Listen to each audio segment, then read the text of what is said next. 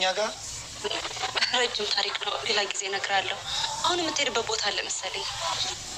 በቃሽ፣ ስመጣ እናወራለን።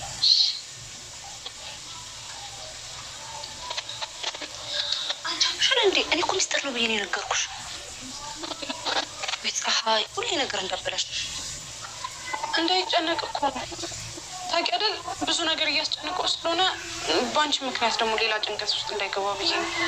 አውቃለሁ፣ ግን ላስቻለው መጨነቅ የጀመርሽው ከመቼ ወዲህ ነው? እነግርሻለሁ። አሁን ግን ወደ ስራ ልመለስ። እኔ የምልሽ አንዴ ልታደርጊ ነው ታዲያ? ምኑ? ስራውን ነው። የምን ስራ? ቤቱ ከተሸጠ በኋላ ስራ መቀየርሽ አይቀርም። ታዲያ ምን አሰብሽ? ለካ እሱም አለ። እስካሁን ምንም አላሰብኩም እንዳትዪ። ምንም አላሰብኩም እንዴ? እንዴት ነው የማታስቢው? ቤቱ ሊሸጥ እንደሆነ ከሰማሽ በኋላ እኮ ይሁን ነገር ማሰብ ነበረብሽ። ምን ማድረግ አለብኝ? ያው ሌላ ስራ ትፈልጊያለሽ።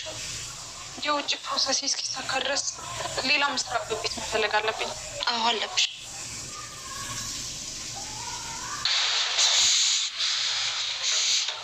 እንዴ ምንድነው?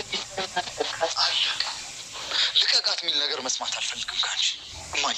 ይህን ነገር ደግመሽ እንዳት በግድ ቤት ውስጥ አስቀመጥካት። ምን ልታረጋት? ዝም ብዬ አልተዋትም። ዋጋዋን እሰጣታለሁ። አንቺ ላይ ላደረገችው ነገር ዋጋዋን ነው ቆጥሬ የምሰጣት። ይኸው እንዲህ ያለው ልጄ፣ እኔ እውነቱን አውቀ ራስን ነፃ እንድታወጣ ብቻ ነው የምፈልገው። በእግዚአብሔር እርዳታ ተሳክቷል።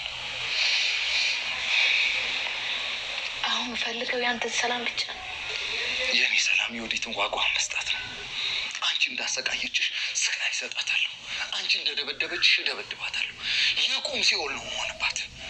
ለአንቺ ያበላችሽን መርዝ ለራሷ በጥብጬ አበላታለሁ። ስለምን መርዝ ነው የምታወራው የኔ ልጅ? ስለምን መርዝ አወራለሁ? አንቺን ስላበላችሽ ነው። እሱን መልሼ በእንጀራ ጠቅልዬ ለራሷ ጎርሳታለሁ።